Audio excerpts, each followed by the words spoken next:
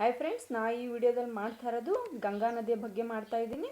ಮೊದಲೇದಾಗಿ ನೋಡೋಣ ಗಂಗಾ ನದಿ ಎಲ್ಲಿ ಹುಟ್ಟುತ್ತಂತೆ. ಗಂಗಾ ನದಿಯ ಉಗಮ ಸ್ಥಾನ ಗಂಗೋತ್ರಿ ಗ್ಲೇಷಿಯರ್. ಇದು ಉತ್ತರಕಾಶಿ ಡಿಸ್ಟ್ರಿಕ್ಟ್ ಆದಂತಹ ಉತ್ತರಾಖಂಡದಲ್ಲಿ ಕಂಡುಬರುತ್ತೆ. ಇದು ಇಲ್ಲಿಂದ ಪ್ಲೇನ್ನ ಎಂಟ್ರಿ ಆಗಿ ನೆಕ್ಸ್ಟು ದಕ್ಷಿಣ ದಿಕ್ಕಿನಲ್ಲಿ ಹರಿದು ನಂತರ ಇದು ಪೂರ್ವಕ್ಕೆ ತಿರುಗಿದ ನಂತರ ಇದು ಇಲ್ಲಿ ದೇವಪ್ರಯಾಗ್ ಹತ್ರ ಅಲಕಾನಂದ ಇದನ್ನ ಸೇರುತ್ತೆ. ಇಲ್ಲಿಂದ ಇದನ್ನ ಗಂಗಾ ನದಿ ಅಂತ ಕರೀತಾರೆ. ಇದಕ್ಕೂ ಮುಂಚೆ ಇದನ್ನ ಭಾಗೀರಥಿ ಅಂತ ಕರೀತಾರೆ. ಇಲ್ಲಿ ದೇವಪ್ರಯಾಗದ ಹತ್ರ ಅಲಕಾನಂದ ಇದನ್ನ ಸೇರಿದ ನಂತರ ಇಲ್ಲಿಂದ ಇದನ್ನ ಗಂಗಾ ನದಿ ಅಂತ ಕರೀತಾರೆ. ನಂತರ ಅದು ಕಾನ್ಪುರಕ್ಕೆ ಬಂದು ತದನಂತರ ನಂತರ ಅಲಹಾಬಾದ್ಗೆ ಬರುತ್ತೆ.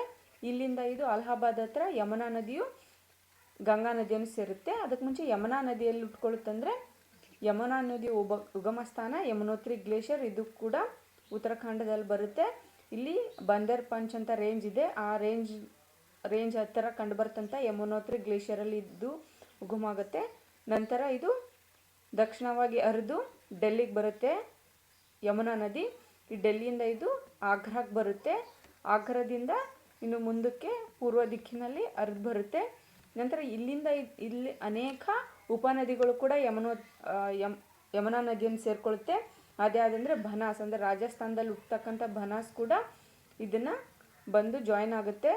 ನಂತರ ಈ ಬನಾಸ್ ಯಾವುದ್ರ ಉಪನದಿ ಅಂದರೆ ಚಂಬಲ್ನ ಉಪನದಿ ಬನಾಸು. ಚಂಬಲಲ್ಲಿ ಅಂತಂದರೆ ಮಾಲ್ವಾ ಪ್ಲೇಟು ಅಂತ ಏನು ಕರಿತೀವಿ. ಆ ಮಾಲ್ವಾ ಪ್ಲೇಟು ಅಂದರೆ ಇಂದೋರ್ ಸಿಟಿ ಏನಿದೆ ಅಲ್ಲಿಂದ ಕಂಡು ಬರ್ತಕ್ಕಂಥ ಚಂಬಲ್ಲು ರಾಜಸ್ಥಾನ ಎಂಟ್ರಿ ಆಗುತ್ತೆ. ಇಲ್ಲಿ ಬನಾಸ್ ಅದನ್ನ ಸೇರಿಕೊಂಡು ಎರಡು ಒಟ್ಟಿಗೆ ಹರಿದ್ಬಿಟ್ಟು ಯಮುನಾ ನದಿಯನ್ನು ಸೇರಿಕೊಳ್ತವೆ.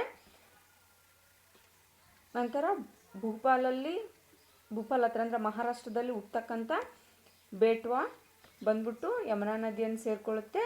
ನಂತರ ಈ ಎಲ್ಲ ಉಪನದಿಗಳ ನೀರನ್ನು ಇದು ತೆಗೆದುಕೊಂಡ ನಂತರ ಯಮುನಾ ನದಿ ಅಲಹಾಬಾದ್ ಹತ್ರ ಬಂದ್ಬಿಟ್ಟು ಗಂಗಾ ನದಿಯನ್ನು ಸೇರುತ್ತೆ. ನಂತರ ಈ ಗಂಗಾ ನದಿಯು ಮುಂದಕ್ಕೆ ಹೋಗ್ಬಿಟ್ಟು ವಾರಣಾಸಿಯನ್ನು ತಲುಪುತ್ತೆ. ನಂತರ ಪಾಟ್ನಾವನ್ನು ತಲುಪುತ್ತೆ.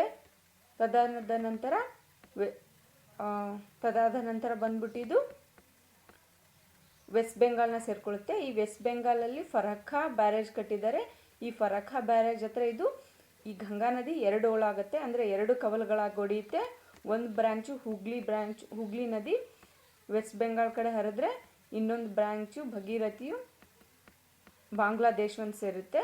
ಈ ಬಾಂಗ್ಲಾದೇಶದಿಂದ ಸೇರಿದ ನಂತರ ಇಲ್ಲಿ ಬ್ರಹ್ಮಪುತ್ರ ನದಿಯು ಈ ಗಂಗಾ ನದಿಯನ್ನು ಬಂದು ಸೇರುತ್ತೆ. ನಿಮಗೆಲ್ಲ ಗೊತ್ತಿದೆ, ಬ್ರಹ್ಮಪುತ್ರ ನದಿ ಟಿಬೇಟ್ನೆಲ್ಲ ಹುಟ್ಬಿಟ್ಟು ಅರುಣಾಚಲ ಪ್ರದೇಶದಲ್ಲಿ ಅದು ಭಾರತವನ್ನು ಎಂಟ್ರಿ ಆಗಿ ಅರುಣಾಚಲ ಪ್ರದೇಶ ಮತ್ತು ಅಸ್ಸಾಂ ಮೂಲಕ ಹರಿದ್ಬಿಟ್ಟದು ಬಾಂಗ್ಲಾದೇಶವನ್ನು ಸೇರುತ್ತೆ. ಬಾಂಗ್ಲಾದೇಶದಲ್ಲಿ ಗಂಗಾ ನದಿ ಮತ್ತು ಗಂಗಾ ನದಿಯ ಒಂದು ಬ್ರಾಂಚು ಮತ್ತು ಬ್ರಹ್ಮಪುತ್ರ ನದಿ ಸೇರುತ್ತವೆ. ಇವೆರಡು ಸೇರಿದ ನಂತರ ಅದಾದ ನಂತರ ಈ ಎರಡು ನದಿಗೆ ಅಲ್ಲಿ ಪದ್ಮ ಅನ್ನೋ ಹೆಸರಿನಿಂದ ಕರೀತಾರೆ. ನಂತರ ಅವು ಬೇ ಆಫ್ ಬೆಂಗಾಲ್ನ ಸೇರ್ತವೆ. ಈ ಕಡೆ ಹುಗ್ಲಿ ಬ್ರಾಂಚ್ ಏನಂತ ಕರಿತೀವಿ, ಹುಗ್ಲಿ ನದಿ, ಇದು ಚಂಬಲ್ ಪ್ಲಾಟೂನಲ್ಲಿ ಹುಟ್ಟತಕ್ಕಂಥ ದಾಮೋದರ್ ನದಿ ಹರಿದು ಬಂದ್ಬಿಟ್ಟು ಹುಗ್ಲಿ ನದಿಯನ್ನು ಸೇರಿಕೊಳ್ಳುತ್ತೆ ಕೋಲ್ಕತ್ತಾದ ಹತ್ರ. ನಂತರ ಕೂಡ ಇವು ಬೇ ಆಫ್ ಬೆಂಗಾಲ್ನ ಸೇರಿಕೊಳ್ತವೆ. ಇದಕ್ಕೂ ಮುಂಚೆ ಕೂಡ ಅನೇಕ ಉಪನದಿಗಳು ಉತ್ತರ ಪ್ರದೇಶ ಮತ್ತು ಬಿಹಾರದಲ್ಲಿ ಗಂಗಾ ನದಿಯನ್ನು ಸೇರ್ತವೆ. ಅವು ಯಾವುವು ಅಂತ ನೋಡೋಣ. ಘಾಗ್ರಾ ಕೂಡ ಇಲ್ಲಿ ಪಾಟ್ನಾದ ಹತ್ರ ಬಂದ್ಬಿಟ್ಟು ಗಂಗಾ ನದಿಯನ್ನು ಸೇರ್ತವೆ. ಇನ್ನೊಂದು ಗೋಮತಿ ಕೂಡ ಅದಕ್ಕೆ ಮುಂಚೆ ಗಂಗಾ ನದಿಯನ್ನು ಸೇರುತ್ತೆ. ನಂತರ ಗಂಡಕ್ ಕೂಡ ಪಾಟ್ನಾ ಹತ್ರ ಗಂಗಾ ನದಿಯನ್ನು ಬಂದು ಸೇರುತ್ತೆ. ನಂತರ ಅಂದರೆ ರೈಟ್ ಬ್ಯಾಂಕ್ ಅಂತ ಏನು ಕರಿತೀವಿ, ಗಂಗಾ ನದಿಯ ರೈಟ್ ಬ್ಯಾಂಕ್ ಟ್ರಿಬ್ಯೂಟರಿ, ಇದು ಕೂಡ ಸೋನ್ ಕೂಡ ಇದೊಂದು ಉಪನದಿ. ಈ ಸೋನು ಬಂದ್ಬಿಟ್ಟು ಇದು ಕೂಡ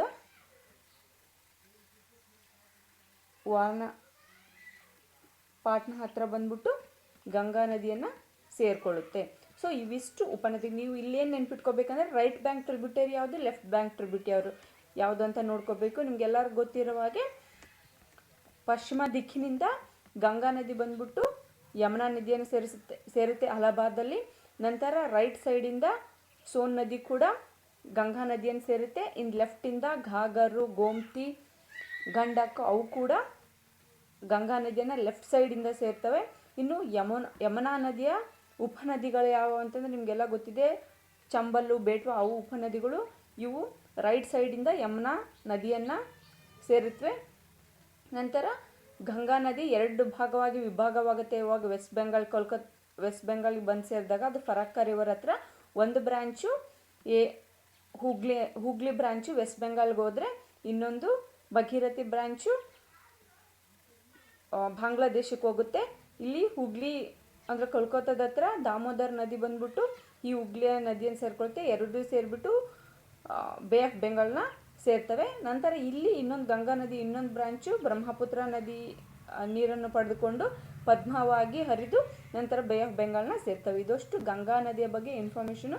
ಇದು ತುಂಬ ಇಂಪಾರ್ಟೆಂಟು. ದಯವಿಟ್ಟು ಗಂಗಾ ನದಿ ಉಗಮ ಮತ್ತು ಉಪನದಿ ಆಲ್ರೆಡಿ ತುಂಬ ಎಕ್ಸಾಮ್ನಲ್ಲಿ ಕೇಳಿದ್ದಾರೆ. ಇನ್ನು ಯಾವ ಥರ ಕ್ವಶನ್ ಕೇಳ್ಬೋದು ಅಂದರೆ ಅವ್ರು ಲೆಫ್ಟ್ ಬ್ಯಾಂಕ್ ಟ್ರಿಬ್ಯೂಟರಿ ಯಾವುದು, ರೈಟ್ ಬ್ಯಾಂಕ್ ಟ್ರಿಬ್ಯೂಟರಿ ಯಾವುದು ಅಂತ ಕೇಳ್ಬೋದು. ಮತ್ತು ಪದ್ಮ ಬಗ್ಗೆ ಕ್ವಶನ್ ಕೇಳ್ಬೋದು. ಮತ್ತು ಎಲ್ಲಿ ಅವು ಸ್ಪ್ಲಿಟ್ ಆಗುತ್ತೆ ಅಂತ ಫರಕ್ಕಾ ಬ್ಯಾರೇಜ್ ಹತ್ರನೂ ಕ್ವಶನ್ ಕೇಳ್ಬೋದು. ಒನ್ಸ್ ಅಗೇನ್ ರಿವೈಸ್ ಮಾಡಿ ಫೀಡ್ಬ್ಯಾಕ್ ಕೊಡಿ. Thank you.